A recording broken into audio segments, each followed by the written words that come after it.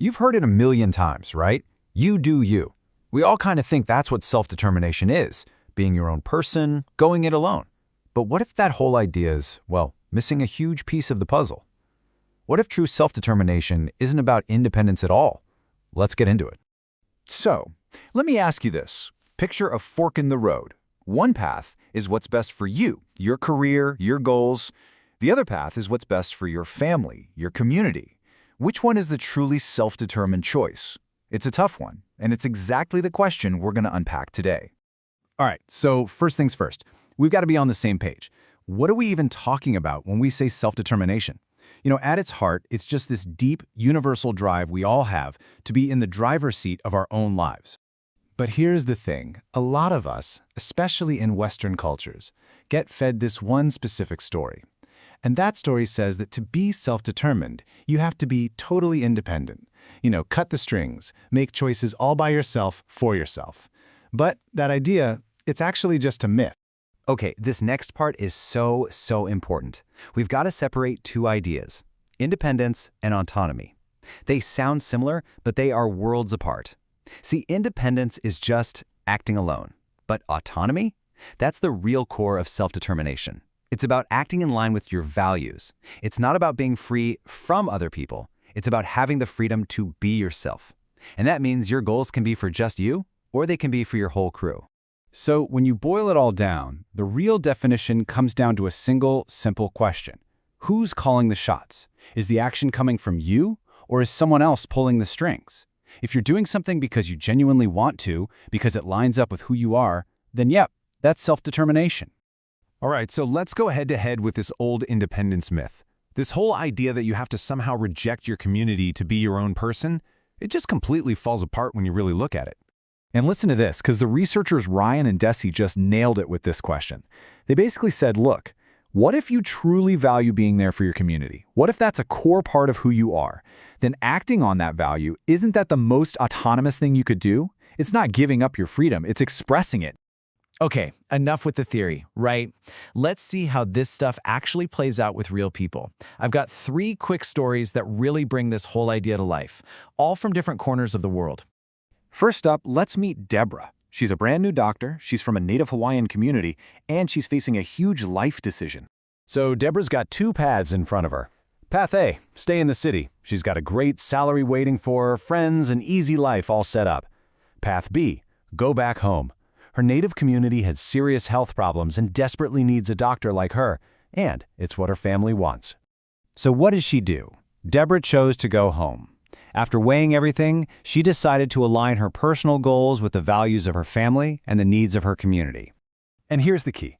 Someone looking from the outside, someone who buys into that old independence myth might say, oh, she just gave in to family pressure. But that's not what happened at all.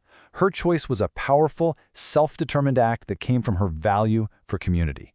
It was 100% her choice, for reasons that were authentically hers. Okay, for our next story, let's shift gears. We're looking at a study of Hispanic mothers, and we're going to see what happens when their idea of self-determination smacks right into the way a school system operates. Just listen to this quote from one of the mothers. You can hear it right there. She deeply values her daughter's ability to be self-sufficient, to guide herself. The desire for self-determination is crystal clear. The only difference is how it's defined. The big conflict came up because the school was all about setting individual goals, separate from the family. But for these mothers, a goal wasn't some solo mission. It was a network, a collective project with the whole family. To them, making a decision all alone wasn't being self-determined. It felt like a violation of their values. And we see this exact same kind of thinking in Diné or Navajo culture. Autonomy is a huge deal, but you show it by fulfilling your responsibilities to your family and your clan. So if you decide to use your skills to help the tribe, no one sees that as you giving up on yourself. They see it for what it is, a profoundly self-determined act. So you've got Deborah, the Hispanic mothers, the Diné culture. What's the one thing that ties all these stories together? It's culture. Culture is like the glasses we all wear. It shapes how we see the world and how we define our own choices. And a really helpful way to think about this is the difference between low and high context cultures. So in low context places like the US or Germany, the focus is often on individual rights and planning for the future. But in high-context cultures, think Japan or the Pacific Islands, it's all about the group, about interdependence, about relationships right now. And look, neither one is better than the other. They're just different ways of chasing that same basic human drive for self-determination. Okay, so why does any of this matter? Why are we even talking about it? Well, because it has massive, real-world consequences for everything from our schools to our workplaces to our communities. The big problem is when our systems try to force a one-size-fits-all definition of self-determination on everybody. When a school or a company says, this is the only way to be successful, and it's that super individualistic way, well, instead of empowering people, you can actually crush their autonomy by forcing them to go against their deepest values. But here's the hopeful part. We can fix this. Researchers Otake and Wiemeyer laid out a pretty clear 4-step game plan. First, you've got to actually get the theory. Then, look at how things are being done now and see what cultural values are baked in. Step 3 is finding the overlap, that common ground. And finally, you have to identify where things clash and actually do something about it. If there's just one thing you walk away with today, I hope it's this. The drive to be in charge of our own lives, that's in all of us. It is a human universal. But the path we take to get there, that is not universal at all.